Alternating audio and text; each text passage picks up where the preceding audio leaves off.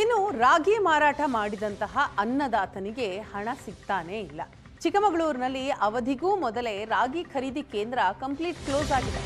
ಮೇ 30ರವರೆಗೆ ನಡೆಯಬೇಕಾಗಿದ್ದಂತಹ ಖರೀದಿ ಪ್ರಕ್ರಿಯೆ ಸದ್ಯ ಸ್ಥಗಿತಗೊಂಡಿದೆ. ಮೇ 15ರಿಂದಲೇ ರಾಗಿ ಖರೀದಿ ಕೇಂದ್ರಗಳ ಕಾರ್ಯ ಬಂದ್ ಆಗಿದೆಯಂತೆ. ಜಿಲ್ಲೆಯ 8 ರಾಗಿ ಖರೀದಿ ಕೇಂದ್ರಗಳು ಸಂಪೂರ್ಣವಾಗಿ ಕ್ಲೋಸ್ ಆಗಿದ್ದಾವೆ. 52,000 ಕ್ವಿಂಟಲ್ ರಾಗಿ ಖರೀದಿ ಬಾಕಿ ಇದೆ. ಸೊಸೈಟಿಗಳಿಗೆ ರಾಗಿ ವಿತರಣೆ ಹಿನ್ನೆಲೆಯಲ್ಲಿ ಖರೀದಿ ಬಂದ್ ಆಗಿದೆಯಂತೆ. ನ್ಯಾಯಬೆಲೆ ಅಂಗಡಿಗಳಲ್ಲಿ ರಾಗಿ ವಿತರಣೆ ಆರಂಭ ಆಗಿದೆ. ಅವಧಿಗೂ ಮುನ್ನವೇ ಕೇಂದ್ರಗಳು ಬಂದ್ ಆಗಿದ್ದಾವೆ. ರೈತರಿಗೆ ಒಂದಾದ ಮೇಲೆ ಒಂದು ಸಮಸ್ಯೆ. ಅವಧಿಗೂ ಮುನ್ನವೇ ರಾಗಿ ವಿತರಣಾ ಕೇಂದ್ರ ಕ್ಲೋಸ್ ಆಗಿದೆ. ದೃಶ್ಯದಲ್ಲಿ ನೀವು ನೋಡ್ತಾ ಇದ್ದೀರಿ, ಚಿಕ್ಕಮಗಳೂರಿನ ದೃಶ್ಯ ಇದು. ರಾಗಿ ಖರೀದಿ ಕೇಂದ್ರದಲ್ಲಿ ರೈತರಿಂದ ರಾಗಿ ಖರೀದಿ ಮಾಡಲು ದಿನಾಂಕ 10/5/2026ರಂದು ಕೊನೆಯ ದಿನವಾಗಿ ನಿಗದಿಪಡಿಸಲಾಗಿದೆ ಅಂತ ಅಲ್ಲಿ ನೋಟಿಸ್ ಅನ್ನ ಹಾಕಿದ್ದಾರೆ. ಆದರೆ ಈ ತಿಂಗಳ 31ರವರೆಗೂ ಕೂಡ ರಾಗಿ ಖರೀದಿ ಕೇಂದ್ರ ಓಪನ್ ಆಗಿರಬೇಕಾಗಿತ್ತು ಅಂತ ಅನ್ನದಾತರು ಹೇಳ್ತಾರೆ.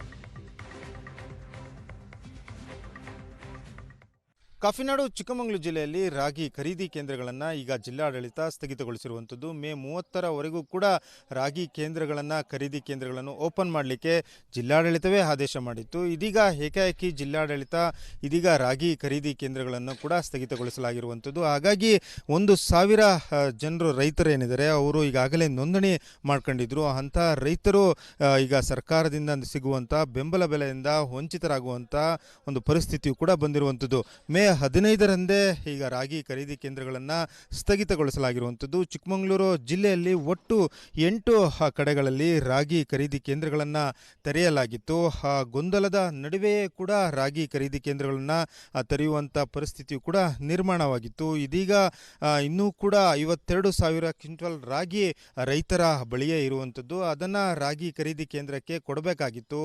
ಸರ್ಕಾರದಿಂದ ಸಿಗುವಂಥ ಬೆಂಬಲ ಬೆಲೆಯನ್ನು ಕೂಡ ಈಗ ಅವರ ಸದುಪಯೋಗವನ್ನು ಕೂಡ ರೈತರು ಪಡೆದುಕೊಳ್ಬೇಕಾಗಿತ್ತು. ಆದರೆ ಈಗ ಅವಧಿಗೂ ಮುಂಚೆಯೇ ರಾಗಿ ಖರೀದಿ ಕೇಂದ್ರಗಳನ್ನು ಈಗ ಬಂದ್ ಮಾಡಲಾಗಿರೋದ್ರಿಂದ ರೈತರಿಗೆ ಎಲ್ಲ ಒಂದು ಕಡೆ ಆ ಸೌಲಭ್ಯದಿಂದ ವಂಚಿತರಾಗುವಂಥ ಪರಿಸ್ಥಿತಿ ಬಂದಿರುವಂಥದ್ದು. ಆದರೆ ಈವರೆಗೂ ಕೂಡ ರೈತರಿಗೆ ಅದರ ಬೆಲೆಯೂ ಕೂಡ ಸಿಕ್ಕಿಲ್ಲ. ಹೀಗಾಗಿ ರೈತರು ಪ್ರತಿನಿತ್ಯವೂ ಕೂಡ ರಾಗಿ ಖರೀದಿ ಕೇಂದ್ರಗಳಿಗೆ ಬಂದು ಹೋಗುವಂಥ ಪರಿಸ್ಥಿತಿ ಇರುವಂಥದ್ದು. ನನ್ನ ಜೊತೆಗೆ ರೈತರು ಕೂಡ ಇದ್ದಾರೆ, ಅವರು ಮಾತಾಡ್ಸೋಣ.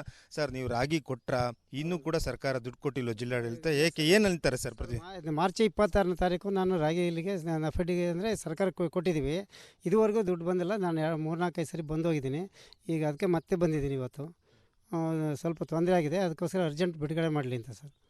ಕಷ್ಟಪಟ್ಟು ರಾಗಿ ಬೆಳೆದಿರಾ ಅಂದರೆ ಮಳೆ ಇಲ್ದಲೆ ಅಥವಾ ಮಳೆ ಜಾಸ್ತಿಯಾಗಿ ಆ ಬೆಳೆ ಉಳಿಸ್ಕೊಂಡು ರಾಗಿಯನ್ನು ಕೊಟ್ಟಿದ್ದೀರಾ. ಆದರೆ ತಕ್ಷಣ ದುಡ್ಡು ಕೊಡಬೇಕಾಗಿತ್ತು, ಬೆಂಬಲ ಬೆಲೆ ಸಿಗುತ್ತೆ ಅಂತ ನೀವು ಕೊಟ್ಟಿದ್ರಿ. ಈವರೆಗೂ ಕೂಡ 2 ತಿಂಗಳಾಯಿತು ಸರ್. ಏನು ಹೇಳ್ತಾರೆ ಅಧಿಕಾರಿಗಳು? ಅದೇ ಬಂದಿಲ್ಲ ಅಂತಾರೆ ಅಷ್ಟೇ, ಏನು ಹೇಳಲ್ಲ. ಆನ್ಸರ್ ಒಂದೇ ಉತ್ತರ, ನಾವು ಬಂದರೆ ಅದೇ ನಾವೆಲ್ಲ ಕಂಟ್ರಿ ಮಾಡೋದು, ಅಲ್ಲಿಂದ ಬರಬೇಕು, ಬೆಂಗಳೂರಲ್ಲಿ ಹಾಕೋದು, ನಾವಿಲ್ಲಿ ಏನು ಮಾಡೋದು ನಾವು ಅಂತಾರೆ. ಒಂದು ವೇಳೆ ನೀವು ಇದನ್ನು ಅಂದರೆ ಮಾರುಕಟ್ಟೆಯಲ್ಲೇ ಮಾರಾಟ ಮಾಡಿದರೆ ತಕ್ಷಣ ದುಡ್ಡು ಸಿಗೋದಾ? ಹೇಗೆ ಸಿಗೋದು? ತಕ್ಷಣ ಸರ್ ಒಂದು ಬೆನಿಫಿಟ್ ಸಿಗಲಿ ಅಂದರೆ ಬೆಂಬಲ ಬೆಲೆ ಅಂತ ನಾವು ಇಲ್ಲಿ ಬಿಟ್ಟಿರೋದು, ಬೆಂಬಲ ಬೆಲೆ ಸಿಗಲಿ ಅಂತೇಳಿ. ಈಗ ಏಕಾಏಕಿ ರಾಗಿ ಖರೀದಿ ಕೇಂದ್ರಗಳನ್ನು ಮುಚ್ಚಿದ್ದಾರೆ. ಇನ್ನೂ ಕೂಡ ಕೆಲವು ರೈತರು ಇದ್ದರು, ಅವರಿಗೂ ಕೂಡ ಸೌಲಭ್ಯ ವಂಚಿತರ ಸರ್. ಅನ್ಯಾಯ ಅದು. ಅವರಿಗೆ ಅವಕಾಶಗಳು ಕೊಡಬೇಕಾಯ್ತು. ಇದಿಷ್ಟು ರೈತರ ಮಾತಾಗಿರುವಂಥದ್ದು. ರೈತರು ಕಳೆದ 2 ತಿಂಗಳ ಹಿಂದೆ ರಾಗಿಯನ್ನು ಕೂಡ ಕೊಟ್ಟಿದ್ದಾರೆ. ಅಂತಹ ರೈತರಿಗೆ ಈವರೆಗೂ ಕೂಡ ಸರ್ಕಾರ ಹಣವನ್ನು ಪಾವತಿ ಮಾಡದೆ ಸಾಕಷ್ಟು ನಿರ್ಲಕ್ಷ್ಯ ಧೋರಣೆಯನ್ನು ಕೂಡ ಅನುಸರಿಸ್ತಿರುವಂಥದ್ದು. ಅದರ ಜೊತೆಗೆ ರಾಗಿ ಖರೀದಿ ಕೇಂದ್ರಗಳನ್ನು ಕೂಡ ಏಕಾಏಕಿ ಬಂದ್ ಮಾಡಿದ್ದರಿಂದ ರೈತರು ಮತ್ತಷ್ಟು ಸಂಕಷ್ಟವನ್ನು ಎದುರಿಸುವಂಥ ಪರಿಸ್ಥಿತಿ ಕೂಡ ನಿರ್ಮಾಣವಾಗಿದೆ. ಚಿಕ್ಕಮಗಳೂರಿನ ಕ್ಯಾಮ್ರಾಮನ್ ಶ್ರೀಕಾಂತ್ ಜೊತೆಗೆ ಆಲ್ದೂರ್ ಕಿರಣ್, ಏಷ್ಯಾನೆಟ್ ಸುವರ್ಣ ನ್ಯೂಸ್.